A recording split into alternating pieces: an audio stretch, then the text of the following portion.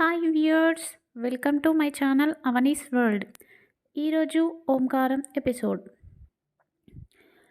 గురుర్బ్రహ్మ గురుర్విష్ణు గురుర్దేవో మహేశ్వర గురు సాక్షాత్ పరబ్రహ్మ తస్మై శ్రీ గురవే నమః. మాతృదేవో భవ పితృదేవో భవ ఆచార్య దేవో భవ. శ్రీమాత్రే నమః.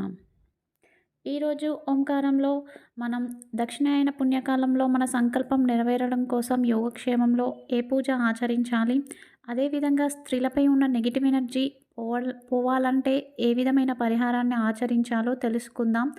మన కోరికలు నెరవేరడం కోసం నిత్య పరిష్కార భాగంలో ఏ పరిహారం చూడాలో చూద్దాం. ముందుగా మంత్రబలం. ఓం శ్రీ గురుదత్తాయ నమః. ఓం శ్రీ గురుదత్తాయ నమః. ఓం శ్రీ గురుదత్తాయ నమః. ఈ నామాన్ని జపించడం వలన మనలో ఉన్న అంధకారం అంతా తొలగిపోయి జ్ఞానం ప్రాప్తిస్తుంది. మనం ఏదైనా విషయం తెలియకుండా అంధకారంలో ఉండిపోతే దాని నుంచి వెలుగు మనకు ప్రాప్తిస్తుంది. గురువు అనుగ్రహం కూడా లభిస్తుంది. గురువు అనుగ్రహం ఉంటే ఖచ్చితంగా మనం ఈ ప్రపంచంలో ఏదైనా సాధించవచ్చు. అందరూ ఈ నామాన్ని ఈరోజు 108 సార్లు తప్పకుండా జపించండి.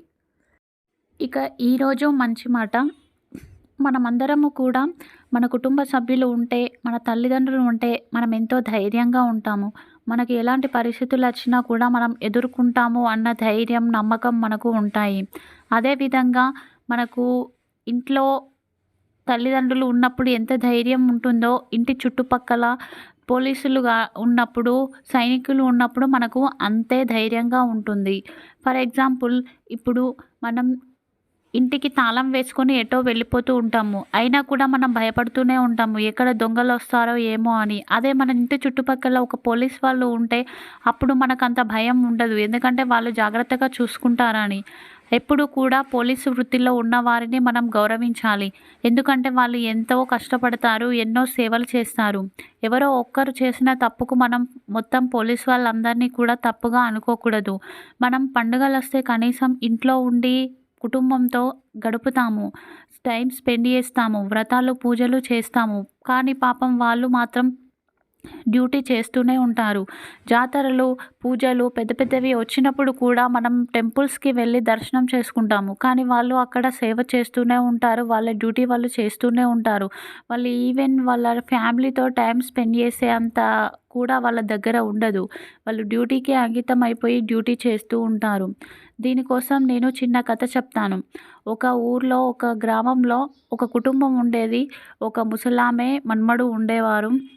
ఆ మన్మడు అనేవాడు రోజు స్కూల్కి వెళ్ళేవాడు. అప్పుడు ఆ అబ్బాయి 7th క్లాస్ చదువుతున్నాడు. ఒకరోజు వర్షం పడుతుంది. స్కూల్ నుండి వచ్చేటప్పుడు వర్షం పడుతుంది. ఆ స్కూల్ అనేది 3 కిలోమీటర్ల దూరంలో ఉంటుంది ఇంటికి. ప్రతిరోజు 3 కిలోమీటర్లు నడుస్తూ వెళ్ళి రావాలి. ఒకరోజు తీవ్రంగా వర్షం పడితే ఆ బాబు అక్కడే ఆగిపోతాడు. చీకటి అయిపోతుంది. బయటికి రావడానికి తెలీదు అతనికి, ఎలా రావాలి ఆ చీకట్లో అని చెప్పేసి ఏడుస్తూ కూర్చుంటాడు. అటు పక్కన ఒక పోలీస్ ఆయన వెళ్తూ ఇతని ఏడుపును వింటాడు. విని అతని బండిపైన తీసుకొని వచ్చి ఇంటి దగ్గర దింపుతాడు.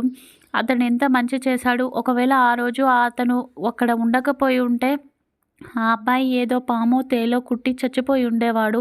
అప్పుడు గ్రామస్తులంతా బాధపడేవారు. కానీ ఆ పోలీసు అతను తీసుకురావడం వలన ఆ అబ్బాయి బ్రతికి ఉన్నాడు. ఇది నేను చిన్న కథ తెలియజేశాను. దయచేసి పోలీస్ వ్యవస్థను గౌరవించండి. పోలీస్ వ్యవస్థనే కాదు, సైనికులను కూడా గౌరవించండి. వాళ్ళు ఎంతో త్యాగం చేసి అక్కడ పోరాటం చేసి మనల్ని సేఫ్గా ఉంచుతున్నారు. బయట దేశాల్లో ఎంతో యుద్ధం జరుగుతున్నాయి, వాళ్ళందరూ అక్కడ ఉండలేక బయటికి వెళ్ళిపోతున్నారు. కానీ మనం ఇక్కడ మన దగ్గర ఎంత యుద్ధాలు జరిగినా మనం జాగ్రత్తగా ఉంటున్నాం, మనం హ్యాపీగా ఉంటున్నాము, మన పనులు మనం చేసుకుంటున్నాం, మనం సేఫ్గా ఫీల్ అవుతున్నాం. దీని క్రెడిట్ అంతా కూడా పోలీస్ వ్యవస్థకు, సైనికులదే కదా.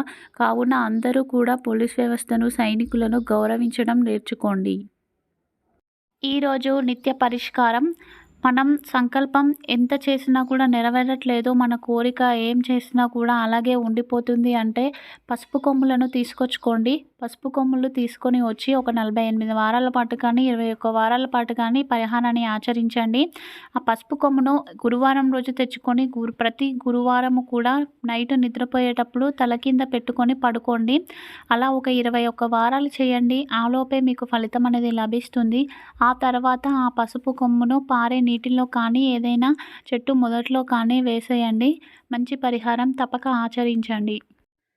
రేపు ఉదయం పూజ. రేపు ఆషాఢ శుక్రవారం. ఎవరైతే ఆషాఢ శుక్రవార వ్రతాన్ని ఆచరిస్తున్నారో వారు ధాన్యలక్ష్మిగా పూజించండి. 3 పిడికల బియ్యం పోసి కుంభం పెట్టి మంచిగా పూజించి అర్చించండి. రేపు అష్టమి శుక్రవారం, పైగా దగ్ధయోగం కూడా ఉంది, మర్చిపోకండి. రేపు అష్టమి కాబట్టి స్త్రీలందరూ కూడా ముఖానికి పసుపు రాసుకొని స్నానం చేయడం వలన మనపై ఉన్న నెగిటివ్ ఎనర్జీ అనేది పోతుంది.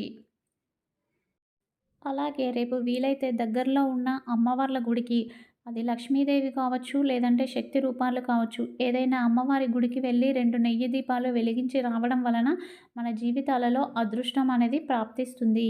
తప్పకుండా అందరూ ఆచరించండి. ఇక ఈరోజు యోగక్షేమం.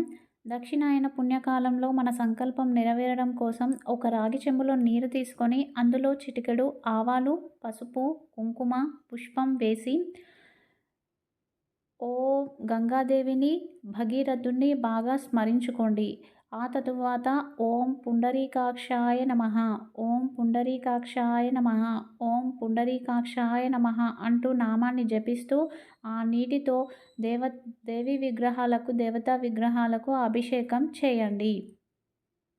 ఆ తరువాత విగ్రహాలను గంధంతో అలంకరించి నైవేద్యం సమర్పించండి.